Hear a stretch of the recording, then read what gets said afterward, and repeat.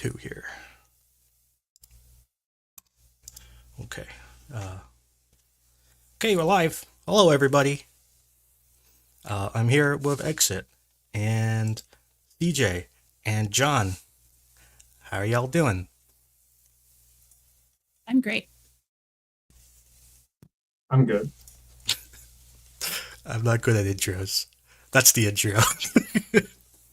I should send out a tweet telling everybody we're live now. That's what I should be doing. Anyways, what to say? I'm gonna go do that. How about you guys talk amongst yourselves or something? I don't know. Exit. Say something. Well, what I think the entire audience really wants to know is if John got a microphone that we can all hear him on now. How is my audio? I'm not sure if it's inputting through my webcam or through my earbuds right now. It's not bad. It's way better than it used to be. So I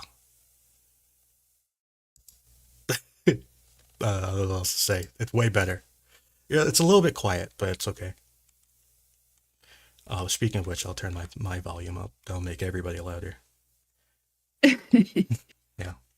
I've learned that in order for my output volume to be loud enough, the output volume into my headset is the same as onto the internet, and I need to like max out the internet, which makes me feel like I'm going deaf when I listen to you guys talk. It's so loud, and when I play like a random video, it makes my ears explode. I was just gonna say that explains so much about your video playing. Yeah, that's why I like scream in pain when I start with.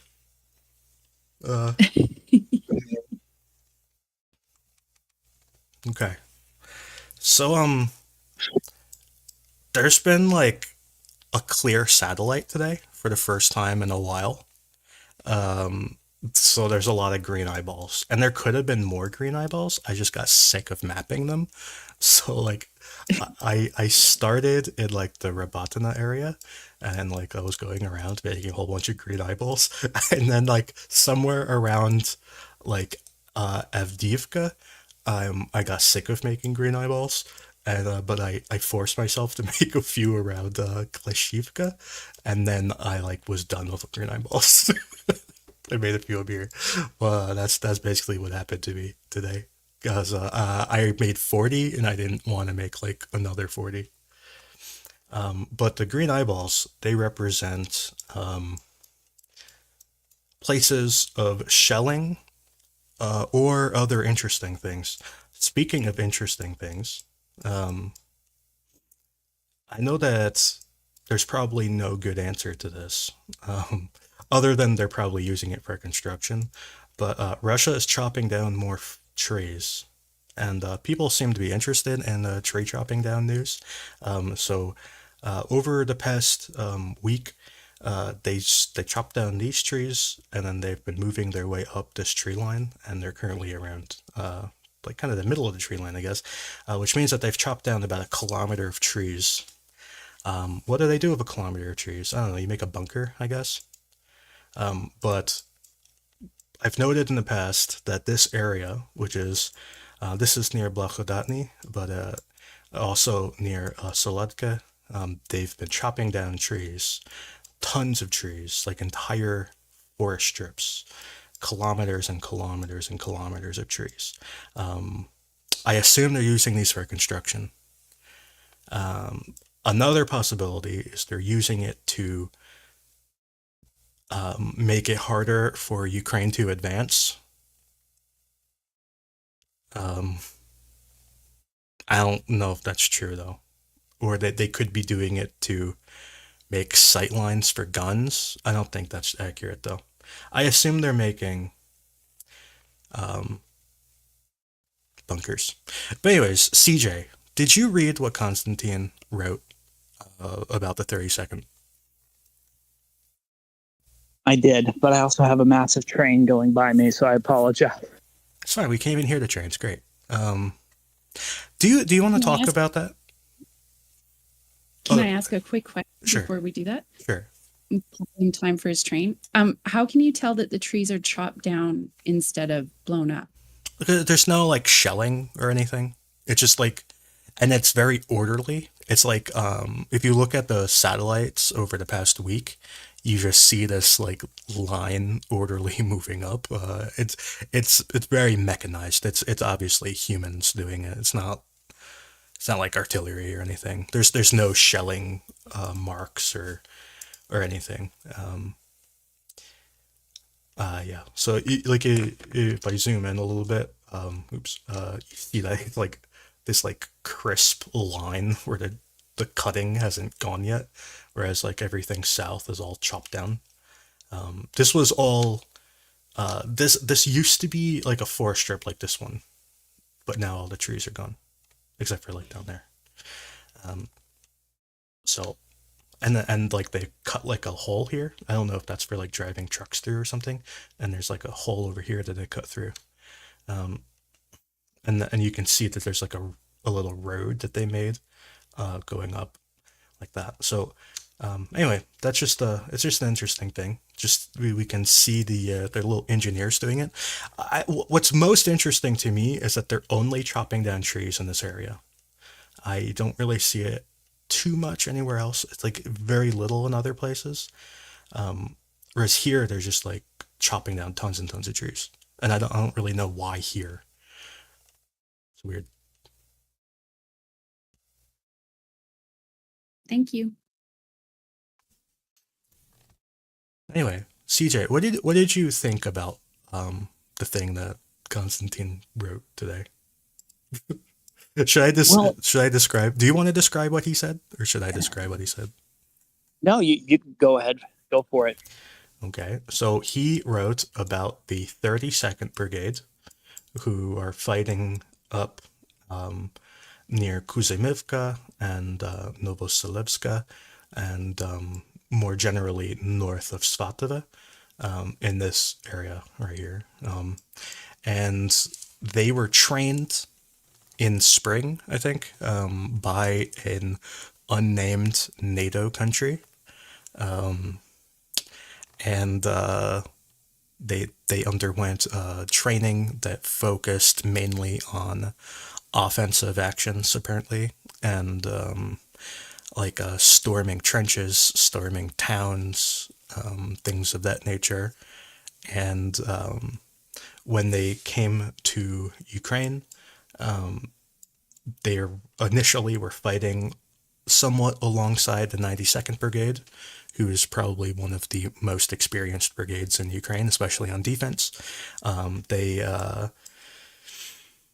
were seen doing various things that you wouldn't expect to see in the middle of a war, like standing around next to your military truck in the middle of a town on a main road, and then being told maybe you shouldn't do that because there's drones flying around.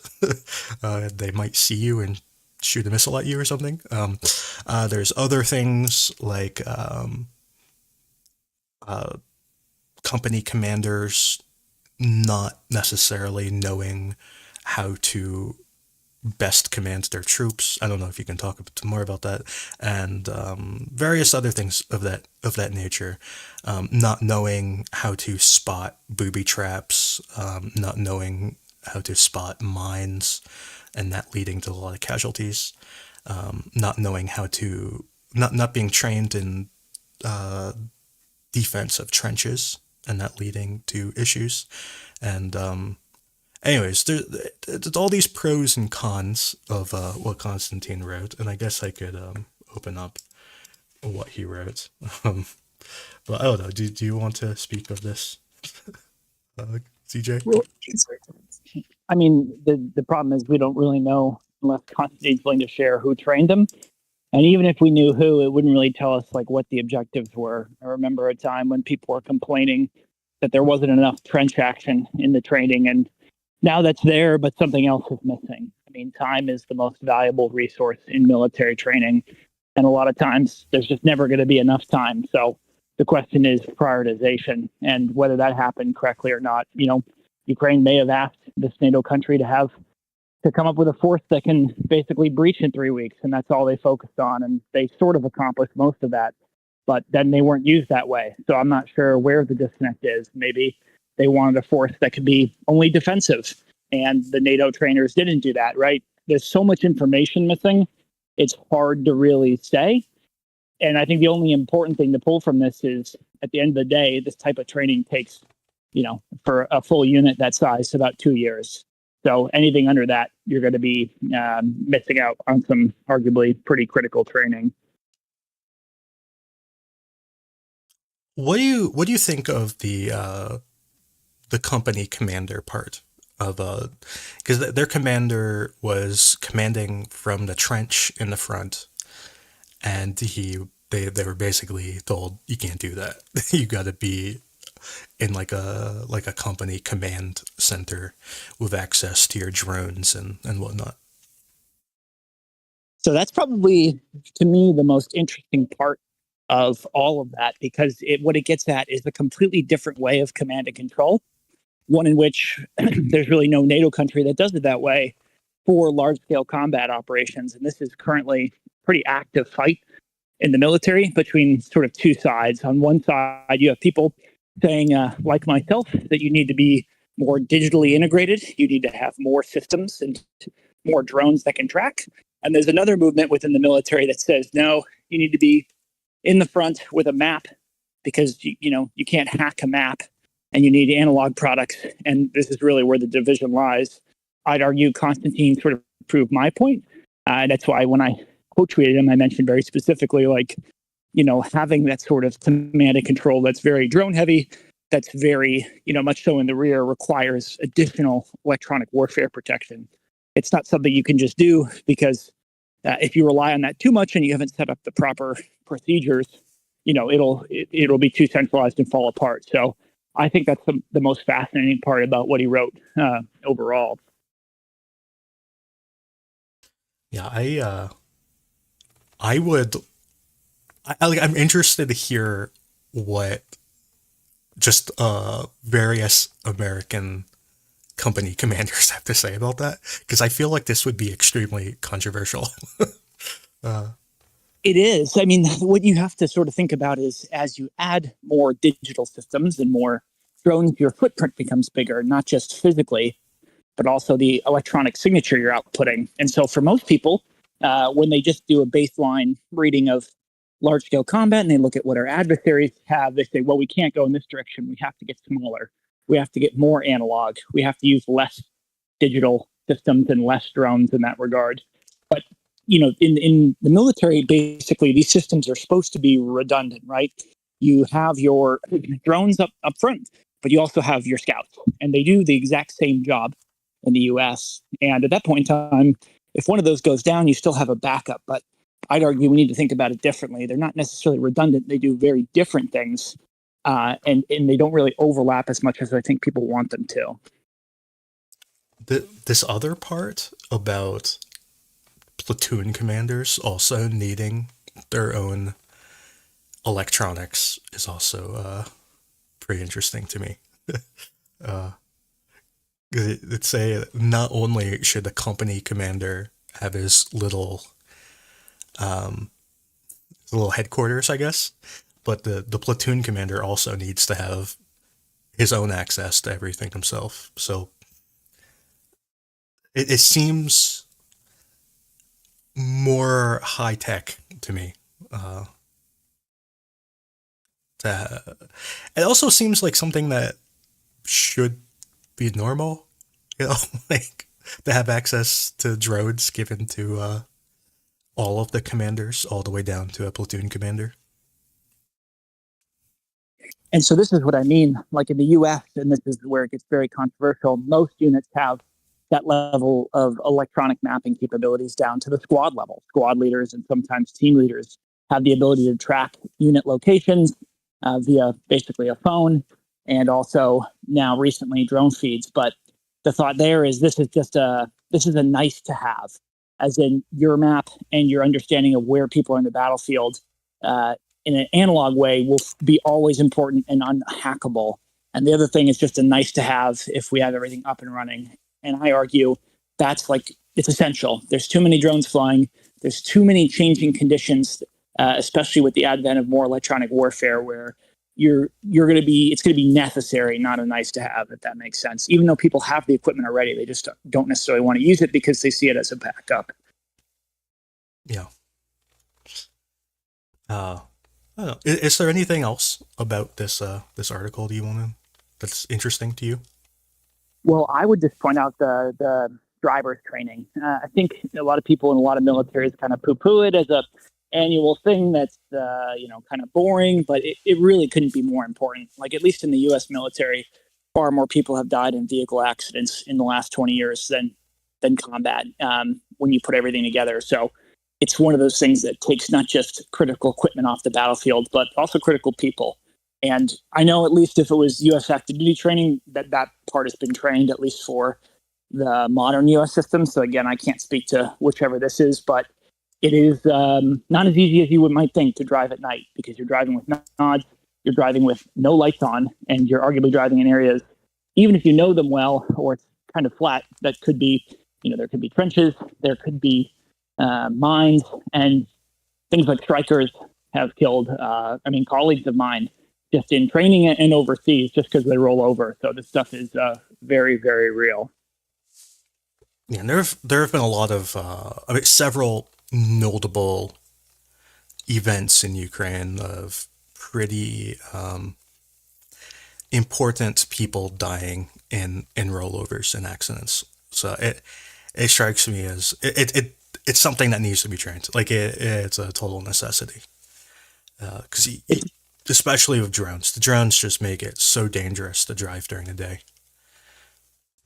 Yeah, and that's the thing too. One of the questions I would have that I don't think I saw in Constantine's feed is regarding how much night vision capabilities they have. Like, even in the U.S. Army, not everyone has night vision goggles, and that makes it literally impossible to drive at night in blackout conditions with all your lights taped up. So that's one of those things where people were, you may remember back in February and March of last year, people were asking for it pretty heavily, and it's not as sexy as ATACMS or F-16s, but it's one of those things that literally saves lives every day. Yeah, I don't know how much this has been addressed. From what I understand, countries have supplied night vision for drivers, but just anecdotally, last year, I had people regularly messaging me and texting me, begging me for night vision. And I kept telling them, like, I can't help you with that, because it's like all like the ITAR rules and whatever. But yeah, it was regular. Like, people were begging for night vision. They're all like truck drivers and stuff. But I have not gotten messages like that for a while, and I don't know if that's just because they gave up or if they got them from somewhere else. I think they got them from somewhere else. Yeah, we don't see a lot of videos of Ukrainian vehicles moving at night, due to OPSEC or one reason or another. But it's one of those things where even a HIMARS 40 kilometers to the rear is in has a significant risk, just as those vehicles close to the front to drones have. And it's sort of Ukraine needs it all if they want to keep their equipment and their people safe. Yeah, the last time I saw a video of Ukrainian drivers at night was when Ukraine withdrew from Novojehorivka, which is this town right here, which is south of Bakhmut. They withdrew from here basically in a giant convoy, and they drove up this road here and drove away towards Zaitsev and Kodema and whatever. But that was the last time I remember even seeing nighttime driving. Beyond, other than that, like, I can't even remember. But I just remember in this convoy, there was just like a giant convoy of trucks, and they were just all driving. And there was like a bunch of drones attacking them as they were going, and a few of them blew up, and the rest of them got away. So that was a long time ago. That was a really long time ago. Over a year ago, but But yeah, I can't. I'm trying to remember another video like that of nighttime driving, and I can't even think of one.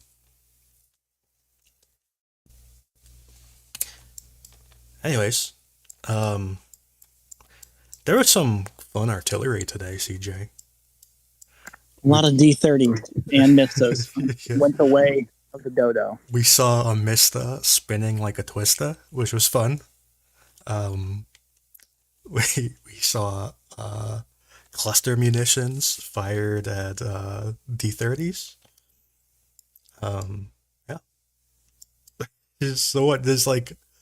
The cluster munitions fired on moving infantry, which was, I never thought I'd see that, CJ. I never thought I'd see a bullseye on moving infantry with two simultaneous cluster munitions. Well, when it spreads out over such a large area, it becomes hard to miss. But it was like almost like literally a bullseye with both of them. Like the middle of the munitions hit the group. Oh man, it's just, these are all videos I can't show on YouTube though. It's unfortunate, but you could see all these cluster munition markers. There were a lot of them today, like all over the place. It really You is. You can't forget the feet pics as well.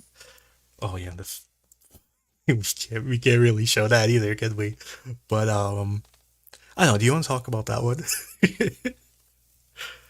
Yeah, I even heard some rumors, and I have to go back and look at that Mista video, that it was perhaps a 2S35, which would be pretty surprising, or the replacement for the Mista, because it did look somewhat different than your standard 2S19, but I'm not so sure. If it's one of the newer ones, then they're really running low. But yeah, I mean, the D30 one is the best example, because basically over the course of 2 strikes in 2 areas with just 10 or 11 rounds, they destroyed at least 3 D30s and maybe damaged the rest. And that is what the cluster munitions were designed for. I mean, counterfire against artillery. And even in some of these D30 positions. Oh, we lost them. Oh, can you hear me now? Yeah.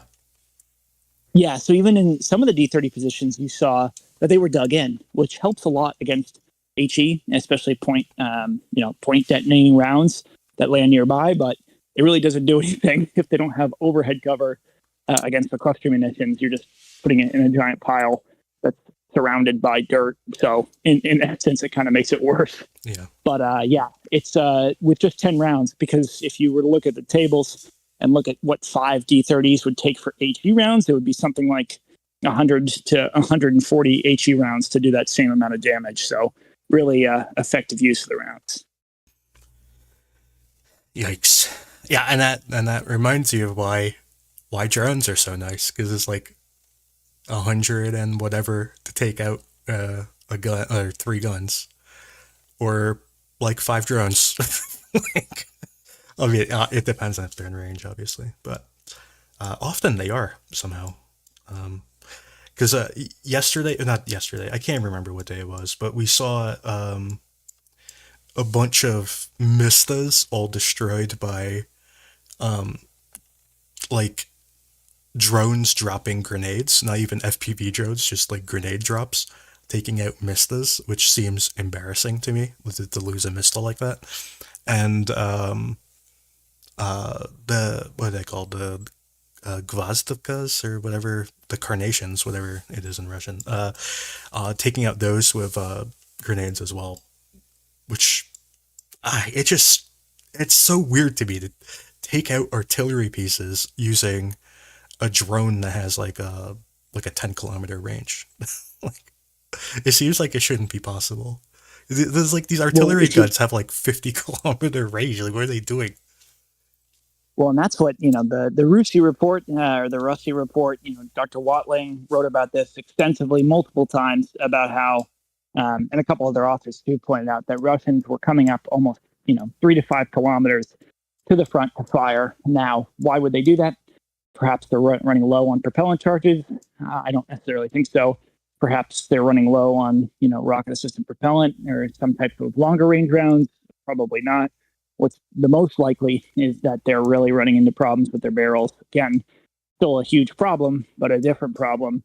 And seeing is believing. And so when you start mapping them and showing all these Mistas destroyed, at 3 to 5K from the front, it really makes you think, we live in a society where Russian barrels really must be going through a number, because there is no reason to put them that close. I'm trying to find where I mapped it. I can't remember where it was yesterday. Whatever. But we live in a society, of course. But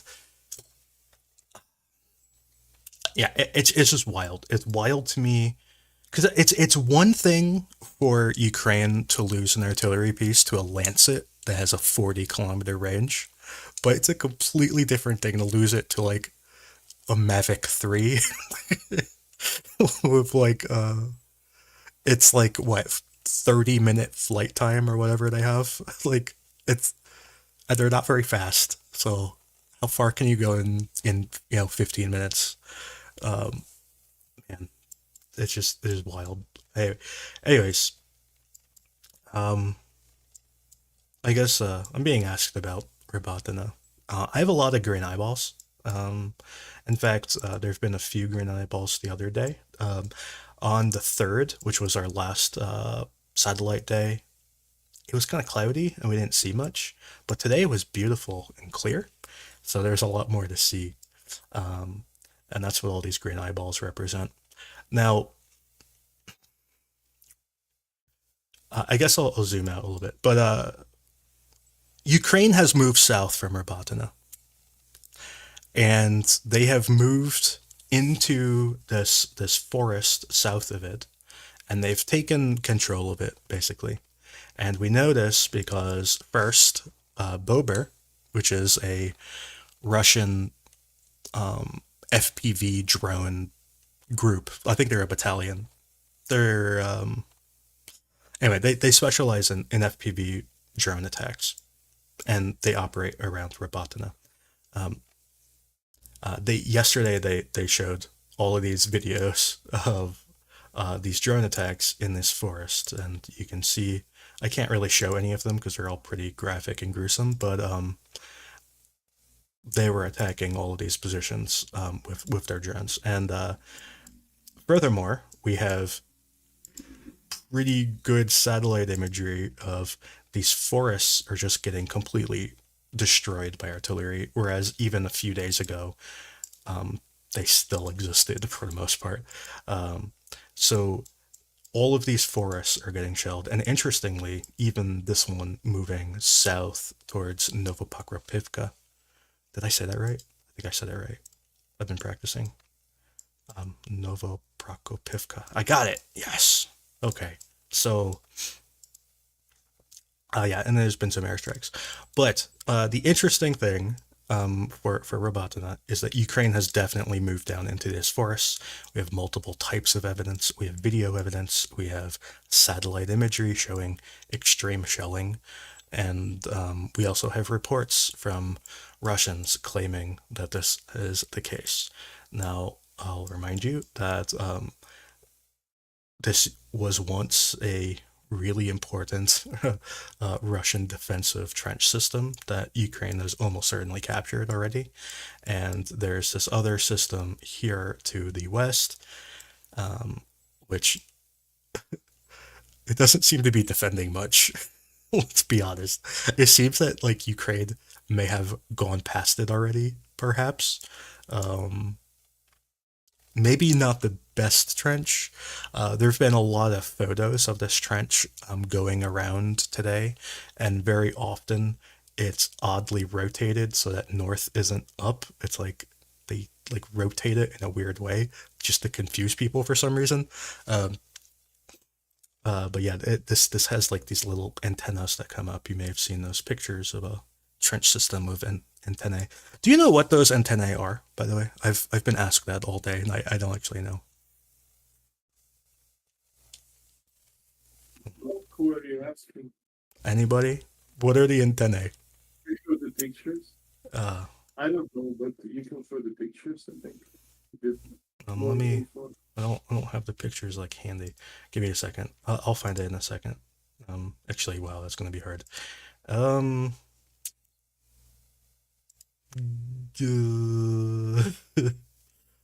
sec. I'll find a picture. But it's not going to be a high res picture. It's going to be very low res. We're just going to have to live with it. Okay, this is a low res picture.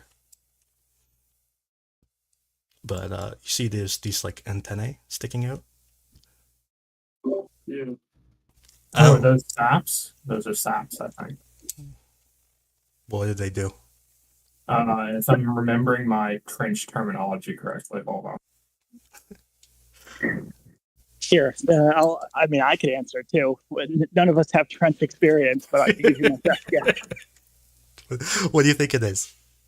Well, from training, it's either an AT or MG position. So having it forward of the line allows you to get, almost 180 coverage, whereas at the trench, you'd be blocked off by basically your range limits to the left and right. So it's probably just for some specialty weapons. Okay. I'll go with CJ's answer. I looked it up. I guess historically it would have been like a sap, but called a sap, which is like basically like a forward observation point. But CJ's probably correct. Yeah, I've noticed a lot of Russian positions. Not all of them, but a lot of them have this. There's actually a third one here. That's like hidden in the tree line. But anyways, it seems that Ukraine is anyway. There's heavy shelling here-ish. I guess I could go to today if I really wanted to.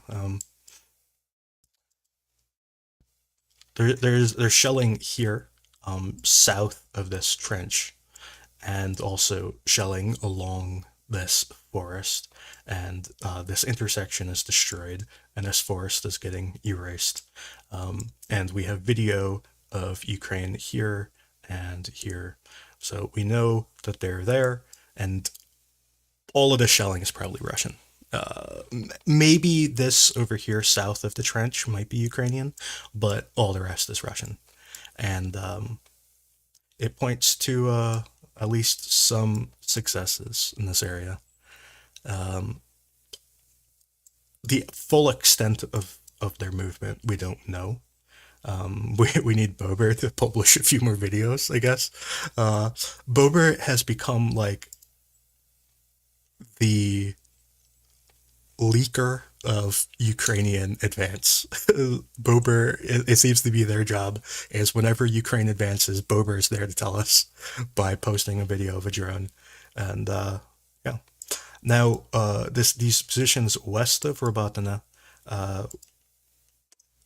there is shelling here as well.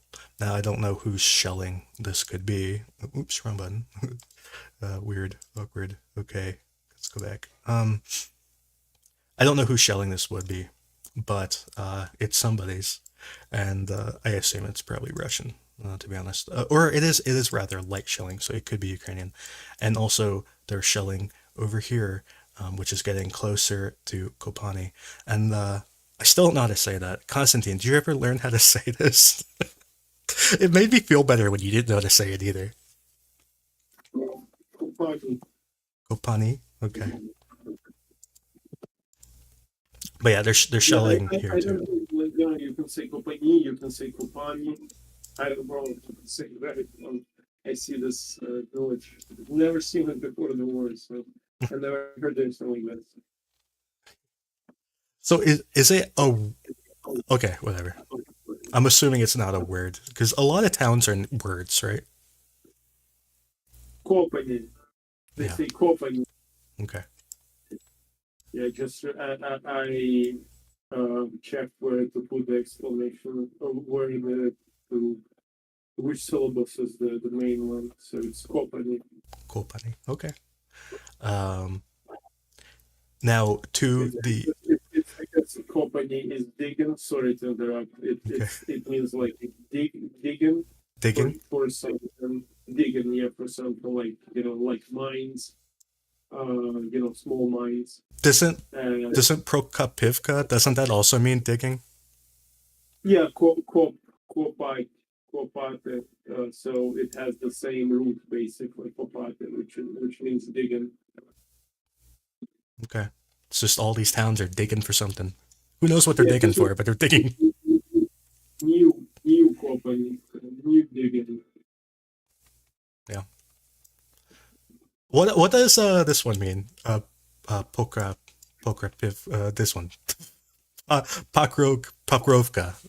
Man, yeah. What does Pokrovka mean? Well, I cannot tell you. It's more like we have like this is a religious thing. I'm not very good at Orthodox religion, Okay. but it's I was like just curious if it meant digging. no, it's not. Okay. I suppose it's like there's another word for digging. Let's just learn all the words for digging now. Okay. 'Cause, there's a lot of these towns are called digging. Is it like a bunch of these are called digging too? Like I'm pretty sure. Anyways, let's just move on. Uh, to the east of Novojehorivka, I said it wrong that time, but whatever. The shelling is going past this little like tank trench or whatever it is. So I don't know if Ukraine has advanced past this like trench line here. It's like it's like a tank trench, not like a human trench. But anyways, I don't think Ukraine has moved past it yet, but the shelling is past it. Who's ever shelling it is. Anyways, so this is kind of the current state of affairs in this Robotyne area. So just to sum it up, it seems that Ukraine might be advancing to the west. It seems that there's some possibility they're getting closer to Kopani or whatever, and they're also going south of Robotyne. There's very little evidence that they have gone much further south than this trench line, and they may have not even gone past the trench line. The shelling could be Ukrainian shelling. They're also using these forests over here, and yeah. And if you want to know where the Challenger blew up yesterday, the Challenger 2 blew up right there. So I know people are curious about that in relation to everything else. And so yeah, now near Verbove, they're shelling very close to the town, this tree line to the south of it. There's also shelling going on in these first few houses. I don't know whose shelling this would be. It could be Ukrainian, who knows? But there is shelling going on very specifically in these like first like 5 or 6 houses, and also along this tree line. Now, and there's also shelling going on further west from that, where there's a big scar from MLR here. I don't know what that's about. Oops, wrong button again. I don't know why there's MLR in the middle of a field, but apparently they wanted to blow it up for some reason. And these tree lines immediately to the west of Verbove are also under heavy shelling, and we even have video of some of it, which, for example, I could show this video because there's nothing graphic in it, although it's terribly loud for my ears. So, and I'm going to skip ahead because the beginning is just people. So this is a view looking west from Verbove. So like over there is like Robotyne, and this is the Toblerone line, just a big line of pyramids. It's like anyway.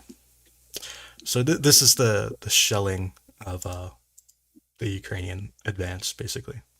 That's not terribly exciting, but it shows kind of why all the trees are slowly being erased. Now, a lot of that shelling in that video is focused around this trench system right here, which is currently no longer in Russian control, obviously, as Ukraine has been advancing to the east towards Verbove. Now, yeah. I don't know if any of you have any comments or questions about Robotyne and Verbove. Could you zoom back in and show me, like, directionally which way the Toblerone line goes? Oh, that line it's like here, or actually it's this yellow line right here. So it's like that. I gotcha. Thank you. Yeah. Yeah. So yeah. Well, I don't know what else to say. There's also pretty interesting that north of Verbove is getting lightly shelled. It's not super heavy, but it is noticeable. And the trees are disappearing, and you can see all the little pop marks from all the artillery, and that is just to the north of Verbove, right here. Which a lot of people are considering this still a Russian-held position, but I am not sure if Russia holds it anymore. I think Ukraine may have taken it already. There's currently no evidence that Ukraine is going towards Novopokrovka. I see no evidence of Ukraine attacking it. Which isn't to say they're not attacking it, I just don't see evidence of it. Constantine, is there anything you want to say?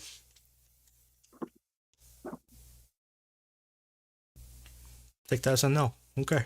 So I was trying to find the right window to unmute myself to find out that I'm not muted. Oh yeah, so actually it's quite interesting what's going on here. That Ukraine is pushes to the east from the Novopokrovka, and it's like, what's the plan here? And I'm also wondering if we're gonna try to expand. Well, not try, like how much effort is going to be put into expanding the flanks to the west, because we have a couple of brigades operating there, but we don't see much changes right now. And when you operate, can you if you don't mind, can you measure the width of this I don't know, I cannot quote breach yet, but like of this. Yeah. 10 kilometers. It's 10 kilometers, and right now the one that we see another gap a bit to the south. The one, this one from what is the distance of this blue gap? Yeah, so it's 5 kilometers. Yeah. And it's somewhat I would say narrow probably. To try to reach there, and also if you check the terrain, you have I don't know, would you call it the ravine or how you call it, but there is like a lower ground to where Ukraine would have to go down to advance further. So I pretty much think that this is as far as Ukraine can go to the east of the town. That's not, we have CJ here, we don't have CJ here anymore. But what I think is that Ukrainians will have to engage into like fighting around the town, or try to expand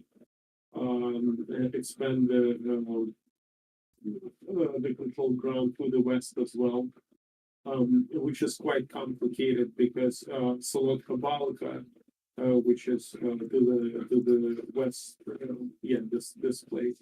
It's super, as I understand it, it's super well fortified.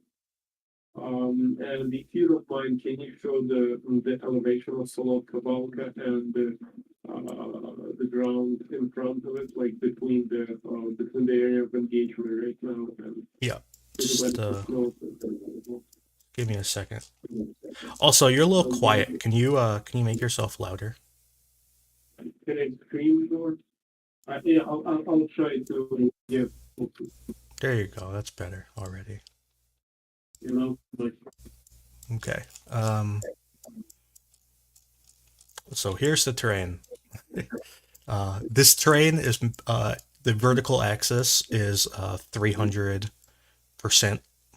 So it's exaggerated vertically 3 times. So it's pretty flat. It's pretty flat. There's a hill, a little bit of hill, but. Give me 1 second, please. I will look at it. Give me 1 second, if you don't mind. So the elevation is about 130 meters. This hill over here is about 145. So it's pretty flat. Yeah, so like so right in front of the Solodka Balkan, you have like a small hill that has lake. The city. Okay, you're worse now. Whatever you did was worse. It's worse. Yeah, I'm doing that. Is it better? My daughter took my headphones, so Okay. I'm stuck with it now. Sorry about that. So there is a small town right in front of Solodka Balka called Ilchenkova. Yeah, it's yeah. Yeah, and the green, it has like a small elevation, and in front of it is like the ground goes a bit down, and the elevation is lower. It goes from 450 feet to 380, 370 feet. It's not much over this, but it provides you somewhat an overview. And Okay. The way you're talking is reminding me of that meme where you clap your hands between each word. That's what I okay, feel give me like. 1 second. I'll take my microphone from Master. Give me 1 second. Okay. It was that reminding you guys of that meme. I thought it was like it's like every word there was a gap. It's like he was clapping his hands. It was really great. I was busy laughing at the fact that this place is as flat as Saskatchewan, which is the province next to me. And the joke in Saskatchewan is that you can watch your dog run away for 3 days. It's remarkably flat. like Robotyne was had like a hill, it has this hill, but Yeah. back here it's just flat. The chaos going on in Constantine's house right now is really Hey, what's up?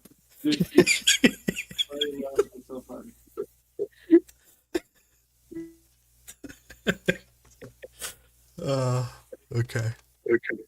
Anyways, Okay, is it better now? yeah, that's Yes. a lot better.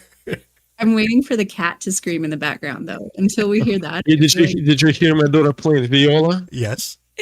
Yes. Yeah, I apologize for that. Do you hear it right now? No. No. Okay, great, because she's not playing. I would say That the would be picture of the stream at this point, man. Well, anyway, I apologize for that. But anyway, there is like a ravine in front of that place, which makes it like which forces Ukraine, I think, go into the Novopokropivka. I cannot say it myself. Novopokropivka. Yeah, It's easier to say if you like get rid of the Novo in your head and just focus on the last part. Prokopivka, Novoprokopivka. Yeah, Novoprokopivka. That's easier. It's so much easier. So yeah, and I think that forces Ukraine go into it. I don't know, like, do we have satellite imagery, like good high resolution satellite imagery of the Russian fortifications there in Novopokropivka or no? In I don't know of I'm sure we do. I don't have it. I know that like the most high res that I know of is this area here that Ukraine is like practically breached already. What is behind it? I'm not really sure. I'm not sure there is much behind it. Like I think there's I know that so that big trench system is here, and then there's like trenches all down this forest, and then I think there's like a little trench system here, and then behind that I really don't think there is anything, because the main like the line, like the main Russian line starts behind this town, like the next line or the first line, whatever. It starts like behind it, so I think this town is kind of in front of the defenses, if you know what I mean. Gotcha. Well, it's gonna be interesting, like what's gonna happen next, but it's quite a challenging situation for Ukraine, considering how much effort was spent on Robotyne. I honestly don't know how this is gonna go. No. Yeah, I just if there's enough infantry and ammo, it could go well. It seems Well, ammo is always a problem, as you can see right now. Maybe we will soon get those glide bombs, like for HIMARS. GLSDB, yeah. Yeah, maybe those can help. What is how much explosives in one missile? I believe it's 36 kilograms of explosive filler, so it's slightly less than that of Gimler's. 36. You said 36 kilograms. Okay. Yeah. Yeah, it's a lot. And do you know the cost per one missile? I can go pull it up. I have the budget documents on hand.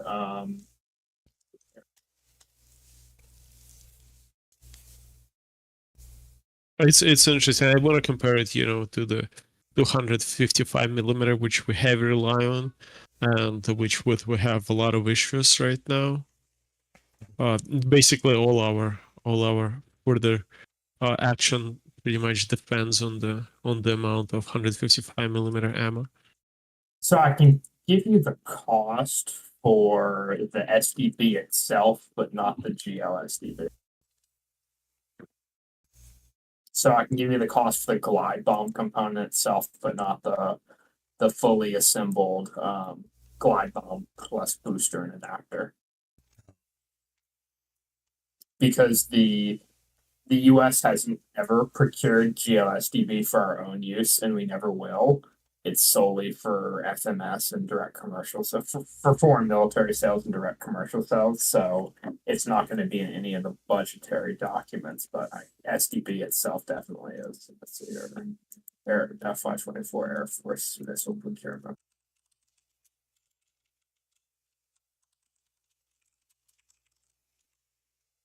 Well, you can tell us. Okay, here we go. So for financial year 2021, let's see here, we procured 874, gross weapon cost 48 million. So the unit cost for these is, so the unit cost for the 0.049 million each, I believe, for the unit cost. So that's actually. Did we lose John? He had cut off a little bit. It's $49,000 per glide bomb. It's not terrible. Yeah, that's half the cost of Gimler's. Yeah. People are saying that the warhead is bigger than 37 kilograms, but the warhead is not all explosive because it has to be made of metal. Kilograms is the explosive filler itself. The warhead is larger, including the metal structure, the fusing, and all of that. Yeah, because you typically don't want your warhead to be explosives because you want shrapnel and stuff. So small diameter bomb or GLSDB, well, in terms of its effects, it would just be fairly similar to Gimler's. It might have some added ability to penetrate some hardened targets like bunkers and stuff like that. Obviously, we'll see GLSDB used mainly to prosecute targets, especially at first, while availability is still limited to prosecute targets, beyond the reach of Gimler's out to 150 kilometers. But if and when SDB comes online for the F-16s, there's the regular SDB, the air-launched one, I expect that we'll basically see that used as essentially just a substitute for Gimler's to kind of help diversify just fire's capabilities, basically. People in the comments are asking about this Challenger. Sorry. I need to correct myself. It's 36 pounds, not 36 kilograms. My bad. Okay. That's a big difference. Yes. It's a big difference. Anyways, that's also rather small. 36 pounds is pretty small. But anyways, Gimler's is 51 pounds. okay. The Challenger, the story from what I understand about this Challenger is that the Challenger, it hit a mine and was disabled. It caused a minor fire, forcing the crew to abandon it, and then it was hit by a lancet, which destroyed it. That's what I understand about this Challenger. So um, that is the unofficial story. um, I guess we'll get confirmation maybe at some point. I know people were coming up with all sorts of stories for how it could be destroyed, and but this appears to be a combination of mines and lancets.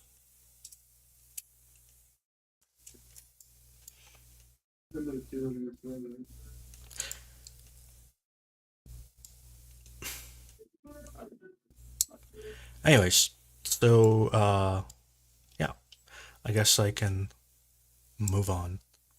I don't know, John, have you heard anything about the bombings of Orikhiv? I have not. Okay. Well, I guess we'll just skip that then. Well, the short story is it gets bombed an incredible number of times every single day. Like I think yesterday it was hit by 11 guided bombs, which is a lot. It's a lot of guided bombs. But yeah, I don't really know much more than that about Orikhiv. I do know that today Orikhiv asked Zelensky again, they've done this before, to name the city like hero of Ukraine. Um, and Zelensky keeps saying no because he doesn't like it. He says, I don't like your nuts. Anyways, moving on to the next location, which is around the Rivnapil and Prutne area.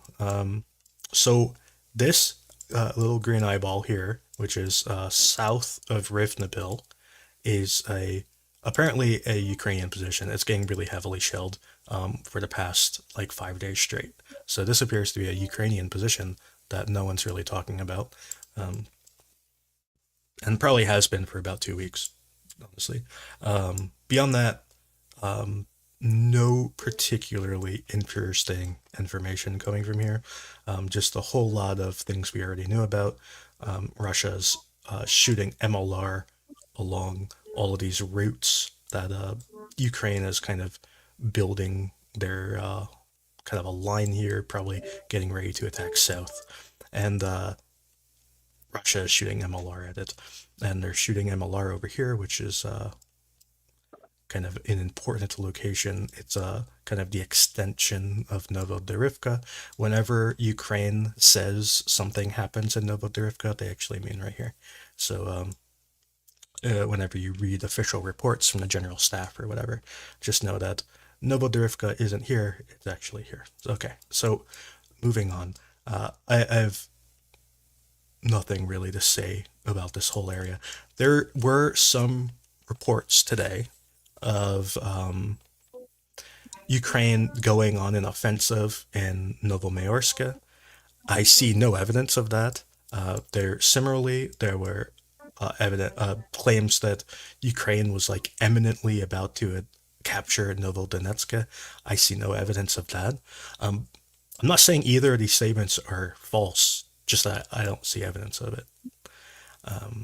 The evidence I do see is that Russia is shelling this tree line here, which is just north of Novodonet'ske, and that's about it. And also, Russia is shelling this kind of intersection here, and Ukraine lost 2 tanks, neither of which I believe were destroyed, but they're both, I believe, disabled by mines. Yeah, so I'll keep on going around.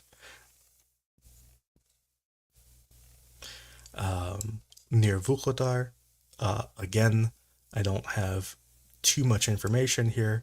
It seems that Ukraine controls this industrial area, which is directly across the river from Pavlivka. They especially control this part of the industrial area, where they seem to have lots of defensive positions, and they've dug in pretty good. And Russia is bombing here with their airplanes. So, yeah, that is the Vuhledar area. Where, what's that? Do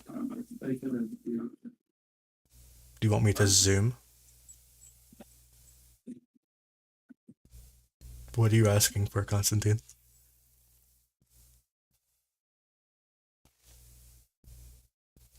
Okay. Yeah. So we talked about the trees getting chopped down in Vuhledar. There's some shelling going on in Saladka, which is probably Ukrainian shelling, which is interesting because we don't often see shelling in areas like this, and I don't really know why Ukraine would be shelling here so heavily, other than it might be a known Russian artillery position. Now, getting to what I think is the most interesting news of the day, personally. Now, this weekend, Russia pushed a tank into the middle of Maiorske, where it was all by its lonesome, shooting, I don't know, maybe 5 or 10 shells, and then it ran away. I think people really took this video out of context, considering the video came with context in the form of this. And I guess I'll click the auto translate button, and it says that the tank drove through the line and was attacking Ukraine in the rear, and then it withdrew under fire, and then was not able to do it a second time. So that's was the context of the video as supplied from the Russians. They basically said that they pushed here. They pushed like through these houses. They shot a few times. This marker is the furthest the tank ever went, and then it turned around and ran away. That's what the Russians said. Ukrainians, mostly Ukrainians. I have not seen many Russians claim other than this story. The Ukrainians, a lot of them have said that this is proof that Russia controls like all of Maiorske, and there's also, they claim that Russia is now like pushing beyond Maiorske and all these things. And I don't think any of that's really accurate. Russia is pretty heavily shelling the rear of Maiorske, and we can see that in the form of all of these brand new artillery craters, which are probably MLR of some sort. And but none of this is interesting to me. What's interesting to me is what happened that nobody's talking about, and it's this. We see these tracks. These are all brand new. These all happened like yesterday. So there was an attack here, obviously. Almost certainly a Russian attack, where they drove a ton of vehicles, enough that we can see them. We can see the tracks on this extremely low quality, terrible satellite image, that we can see the tracks. They drove enough vehicles for that, and they very clearly attacked this position right here, which was shelled, not super heavily. I would call this moderate shelling, but enough that we can see the shelling. And not only that, but they also shelled this position just to the north, which was even less shelling, and oddly all in like a straight line for some reason. But yeah, this is an interesting thing to me, if for no other reason than I have not heard a single person talk about this, and the only reason I know this happened is by looking at a satellite. This doesn't appear to be a successful attack. I'm curious if we're going to see videos of this attack at some point, and what those videos will look like. Yeah, that's all interesting to me. There's also an an airstrike over here, apparently. This is a Russian. It's not Russian held, but it's like the Russian side of being held. So it's interesting seeing an airstrike here. I don't know what that's about, whether it's a Ukrainian airstrike or what. And yeah. Constantine, do you know anybody in the Marinka area? I know you used to know people here, but I think they're rotated at some point. No, it's still there, but don't know. There is only so many people like and you can see what's going on. I don't have access. Okay. But I think it was so united people. Which look up with it. Okay. Okay. There's this is another somewhat interesting thing that it appears that Ukraine is very close to, if not on, the original line from like the pre full-scale invasion line. That's what this red line is. Russia is attacking Ukrainian positions here. I don't know if Ukraine has been this close to this line in a long time.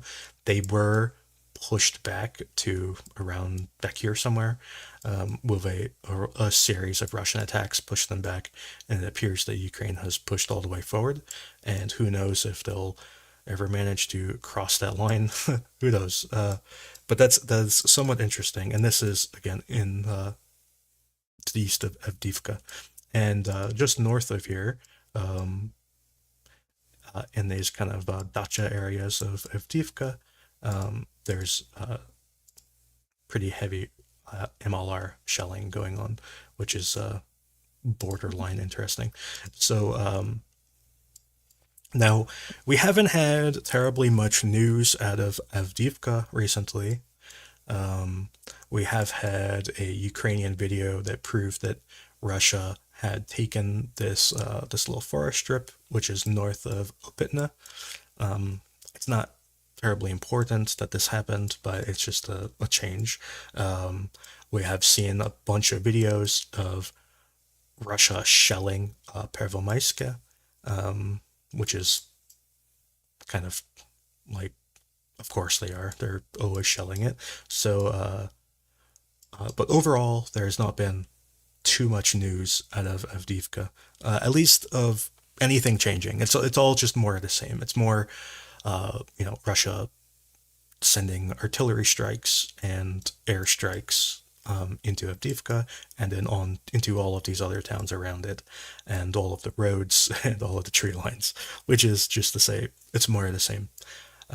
Now, moving on up, there were rumors this weekend, especially, I got a lot of DMs about this, of Ukraine crossing the railroad near Ozaryanivka. Now, when people say, okay, so when Ukrainians describe this area, they call it Ozaryanivka. When Russians describe it, they call it Orlivka. Or occasionally Maiorske, which is right here. I would describe this area as Maiorske, but when Ukrainians describe it, they call it Ozaryanivka. But there were rumors that Ukraine crossed the train tracks near Ozaryanivka. This right here is the train tracks, right here. And we have some satellite imagery of shelling along the train tracks. And interesting to me is that this imagery came out prior to those rumors. Now, and we have even more imagery today, which is, today was another clear day, so we got the same image. There was no change here. I didn't see extra shelling. But you could argue that it's possible that Ukraine has captured this section of this train track, which would substantiate the rumors that they crossed the tracks near Vuhledar. Although there's not a lot of evidence supporting it other than some shelling. And it's not even that much shelling. Now, moving on north to Kurdyumivka. Constantine, is there anything you want to say about Kurdyumivka? Well, what you no, that is I don't have Okay, I was just curious. But anyways, the this area is getting really heavily shelled and really heavily hit by FPV drones. This is the area south of Avdiivka and north of Kurdyumivka, right along this railroad track that runs between Kurdyumivka and Klischiivka. So it's right here. It appears that Ukraine is expanding their area of control, especially towards the south, where they appear to be attacking south towards Kurdyumivka, which is perfectly logical. This is exactly what I expected them to do, to not really attack Avdiivka, but instead to more focus on Kurdyumivka. It is logical to me that you would do this. Avdiivka doesn't really matter so much. And you can also attack it from the north, which I believe they're also might be doing, or they may instead be focusing on this area over here, which I believe is a train station. I'm still not sure if it's a train station.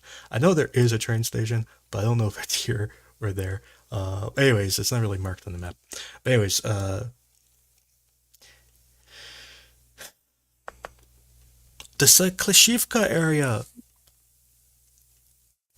Ukraine is being held back by lack of ammo, right? That's the main thing that everybody that I see in this area complaining about, is that Russia has vastly more ammo and more drones. And when they say more drones, I'm not really sure what they mean by that. I don't know if they mean recon drones or like FPV drones. They might mean both, honestly. I'm not really sure. But either way, Russia has a lot more ammo, and they're using it extensively. I talked last week about this area being shelled to pieces, and I guess I could show that on the satellite, and we could really show how much damage these trees are taking. This is a bit of a apocalypse for trees.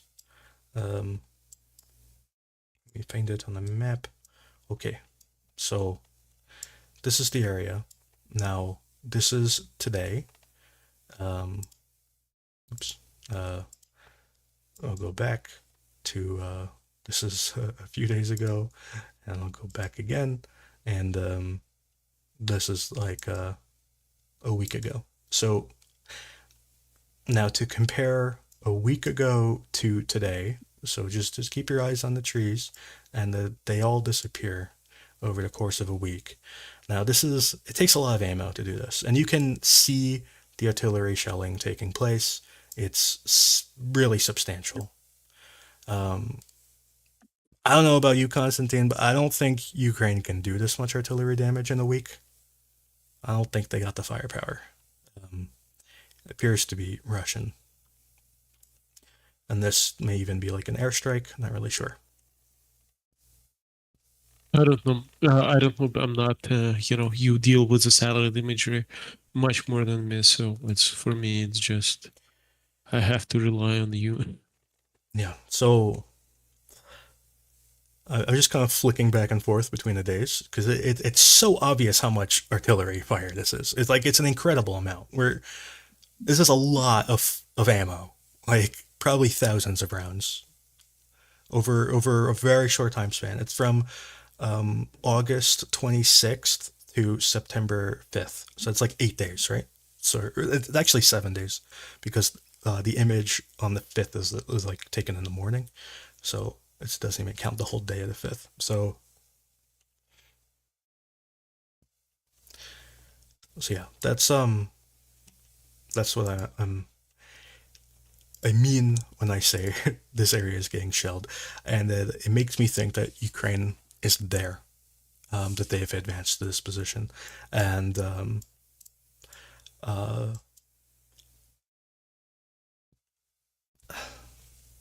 I don't know what else to say, Constantine.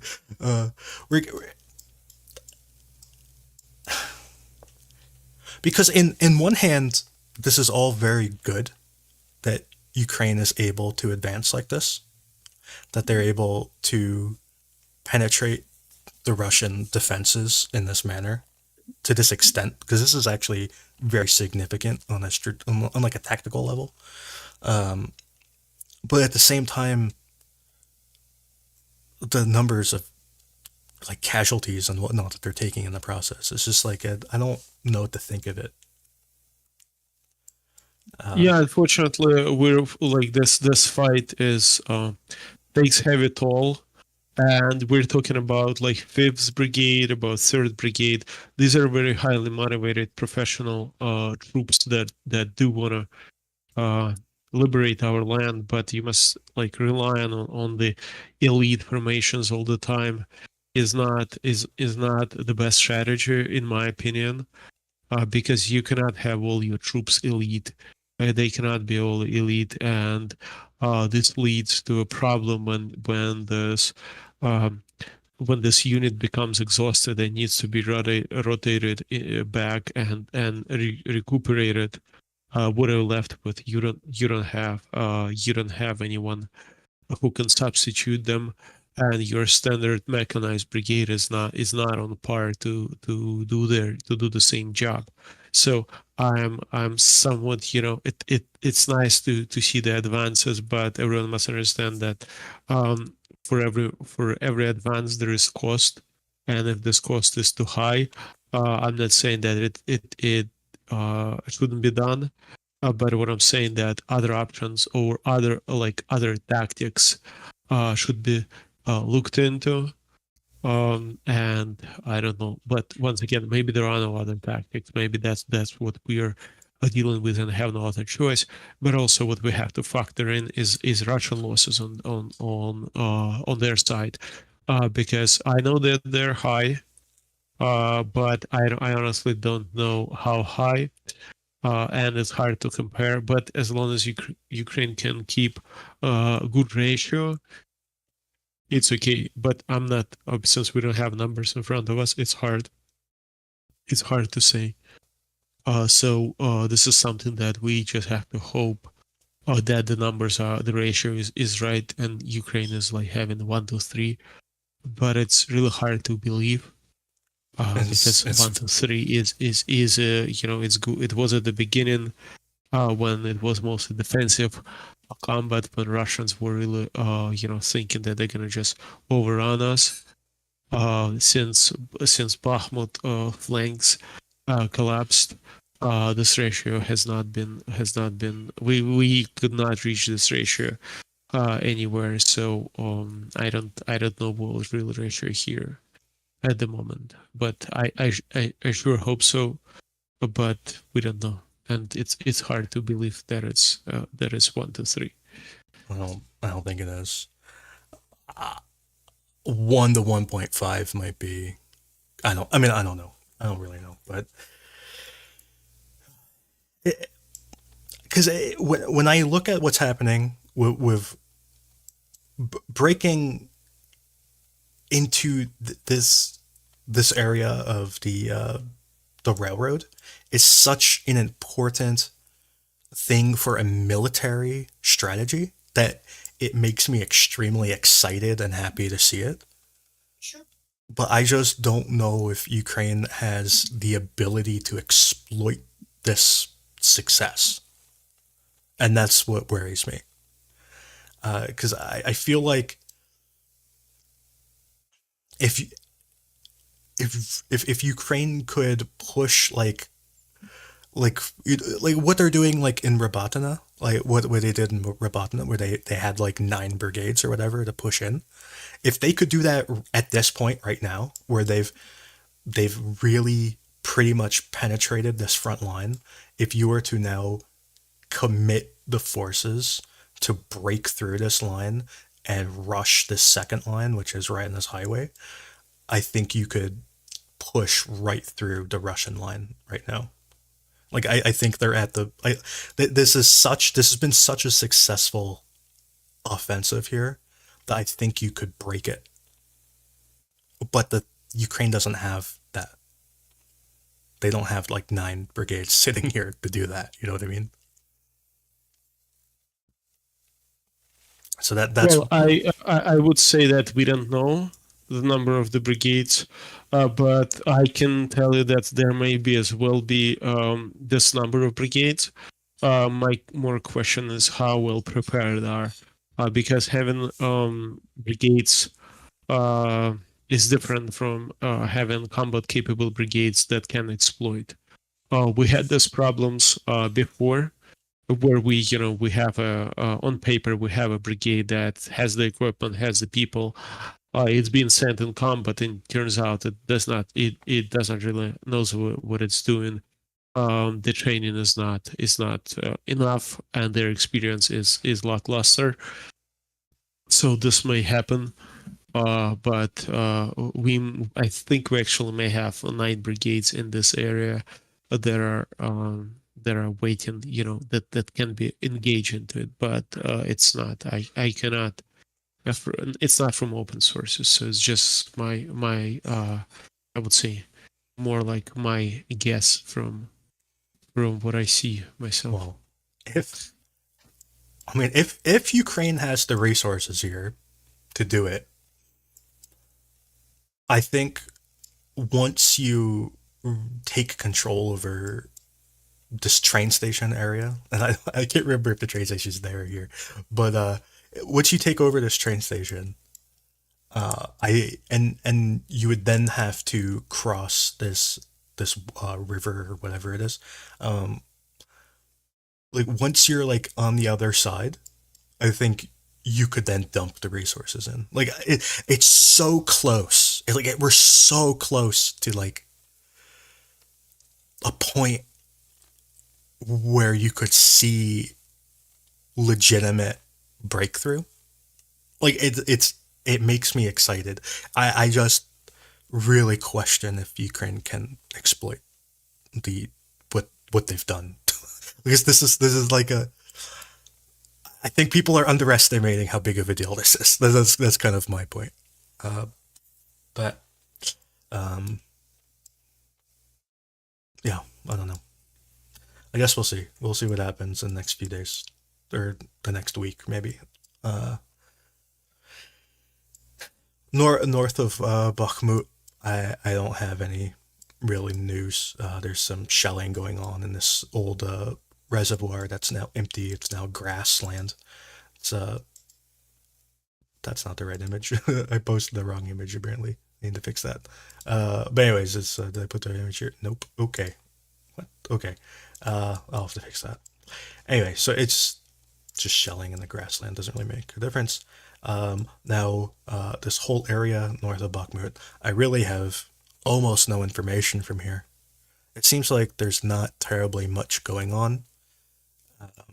There's constantly talk about how something could happen, something might happen soon, and that's been going on for like 9 months of maybe tomorrow. So don't really have much to say about that. Around Kremmina, there's just a bunch of shelling videos of Ukraine taking out stuff. This is where they took out the D-30s. They took out a tulip. They took out a bunch of infantry with cluster munitions. That video is actually kind of funny. They hit moving infantry with 2 simultaneous cluster munitions, and then they went to hide in a tree, and then they hit the tree with the cluster munition too. So yeah, this whole Kremmina area, Russians are claiming that they advanced and they took ground, but all the most recent videos show that it's not true. Maybe they advanced today and those videos were old, but yeah, I don't really see too much evidence of advances. Now, getting into the Novojehorivka area, Russia, I don't know if they took this ground or if they always had it and I never noticed, but they lost some equipment in this kind of forest strip right here, and it turns out that they control this whole area here. So that happened a few days ago. I can't remember what they lost. Oh, it was a tank. They lost a tank. Yeah, and Novojehorivka is currently one of the hottest areas in Ukraine, which is kind of weird to say. There's incredible shelling, just absolutely incredible shelling here, and it has been going on for quite a while at this point. This whole area, I think I posted an image the other anyway. This whole area here, this whole forest strip, this area, and this forest strip here, all of it is getting just absolutely leveled with artillery and airstrikes, to the point where I'm not even sure where the front line is anymore. The front line could have even moved up that far because this is also getting incredibly shelled. But it's just this whole area is getting. It's like Robotyne level shelling. Like that's the only place that's comparable. This is extremely hot. It's the hottest area outside of Robotyne and Verbove. So yeah, and I don't really have too much news north of that either. Oh, do you think I missed anything?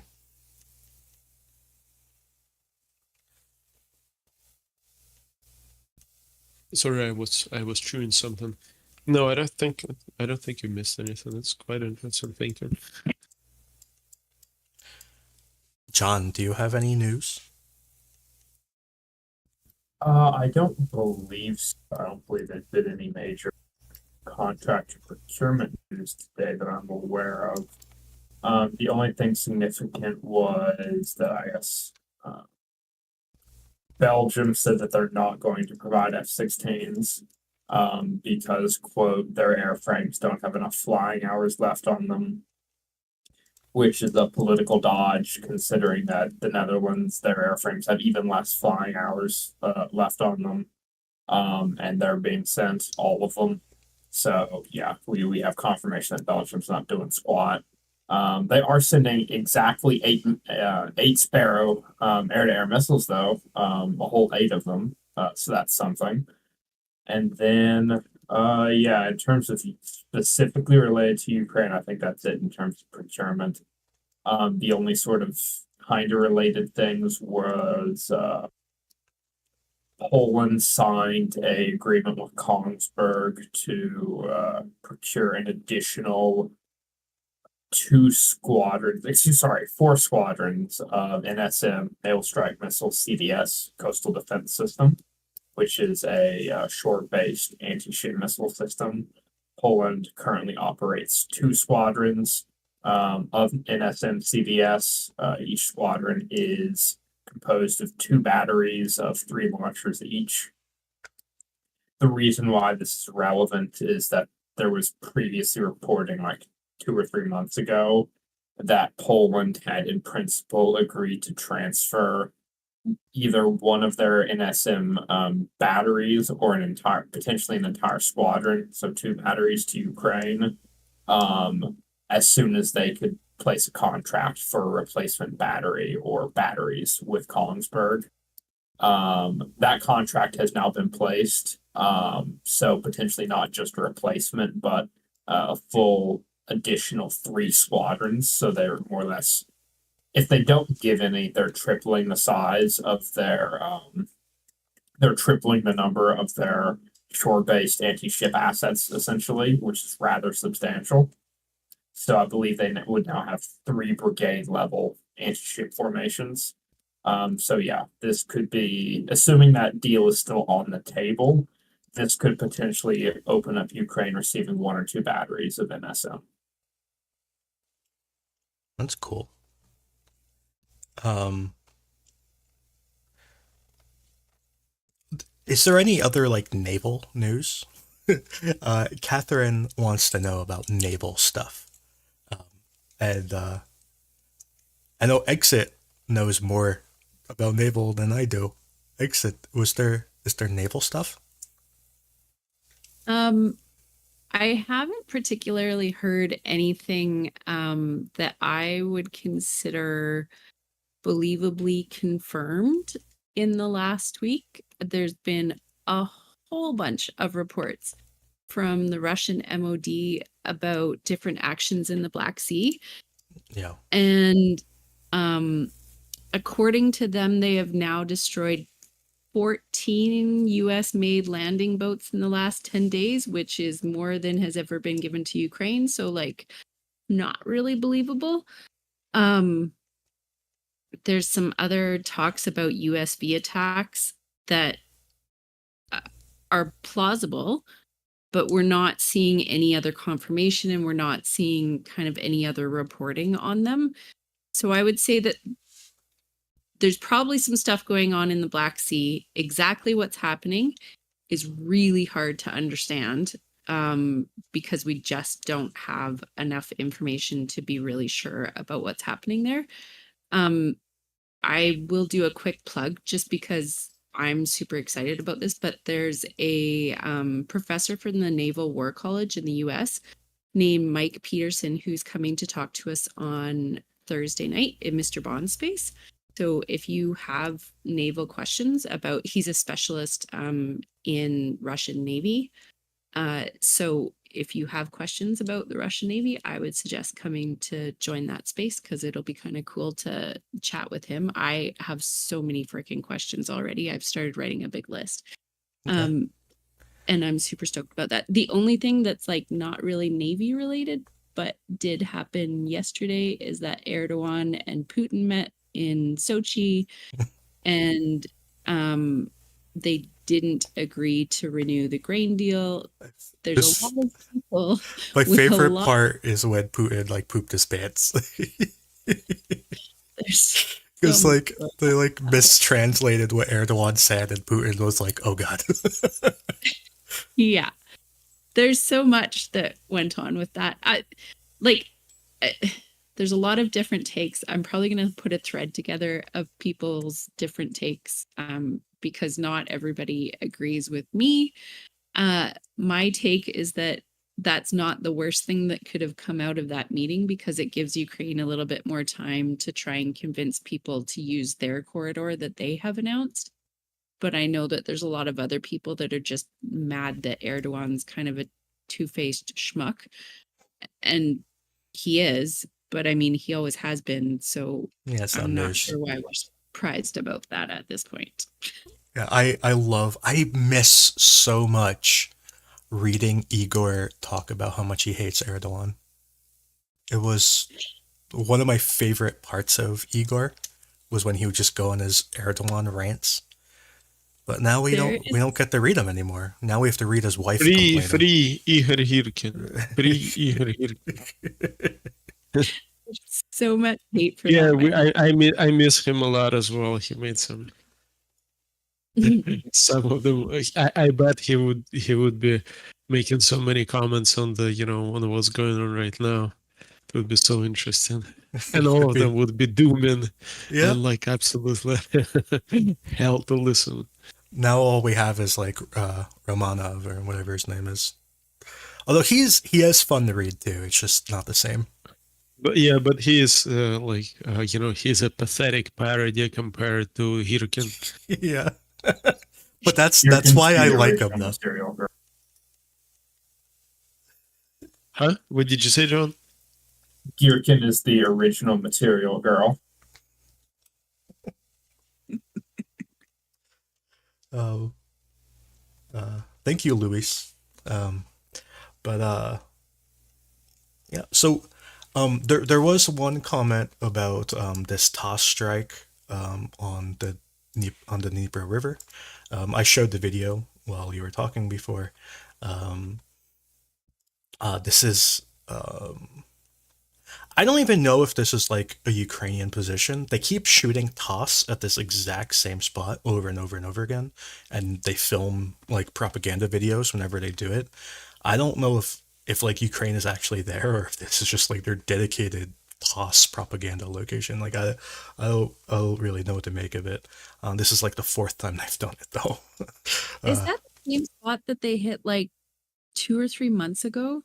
And we were all like, wow, I can't believe the toss is that close to the front line.